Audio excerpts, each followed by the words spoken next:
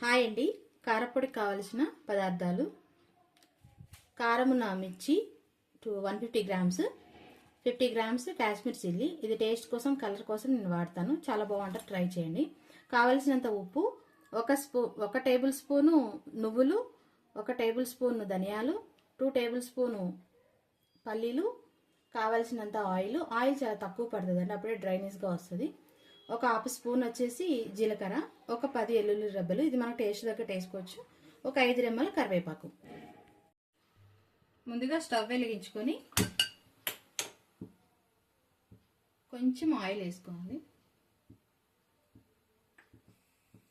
Oil heat అయిన తర్వాత జీలకర్ర వేసుకోవాలి, తర్వాత ధనియాలు, తర్వాత పల్లీలు. ఇవి కొంచెం కలర్ వచ్చేదాకా వేయించుకోవాలి.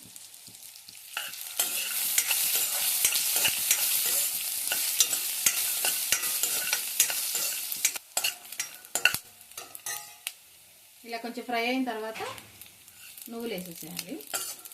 ముందు మిరపకాయలు ఎందుకు వేయించట్లేదంటే కూర వస్తుందని ఇది వేయించుకొని పక్కన పెట్టుకొని లాస్ట్లో మిరపకాయలు వేయించుకుంటానండి. అట్లయితే మనకు కూర రాకుండా ఉంటుంది. అవి పక్కన పెట్టుకొని ఇప్పుడు మళ్ళీ కొంచెం ఆయిల్ అండి. ఆయిల్ చాలా తక్కువ పడుతుంది, తక్కువ వేస్తేనే మంచిగా పొడి పొడిగా వస్తుంది.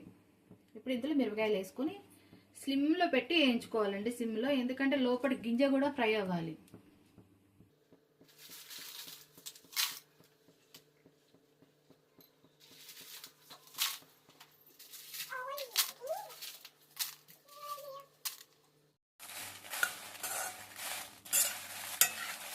సిమ్లో పెట్టి బాగా మంచి కలర్ వచ్చేలాగా వేయించుకోవాలండి.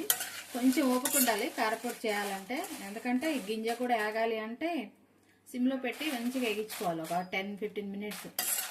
ఇట్లా ఈ కలర్ రాగానే కొంచెం కరివేపాకు వేసుకోవాలండి. కరివేపాకు మంచిగా ఫ్రై చేసుకొని చల్లార్చుకొని ఇంక అన్నీ వేసుకొని మిక్సీ కొట్టుకోవాలి. ఇలా ఫ్రై అయిన తర్వాత వేయించుకున్నవి ఉంటాయి కదండి, ఇవి మనం పెట్టుకున్న ఎల్లిపాయలు, తగినంత సాల్ట్, అంటే చల్లారాక మిక్సీ కొట్టుకోవాలి. చూడండి, ఇలా పట్టుకోవాలి మిక్సీలో వేసుకొని. ఇలా అయితే మన నానమ్మలు అమ్మమ్మలు చేసినలాగా మరీ మెత్తగా పట్టుకుంటే బాగుంటుందండి.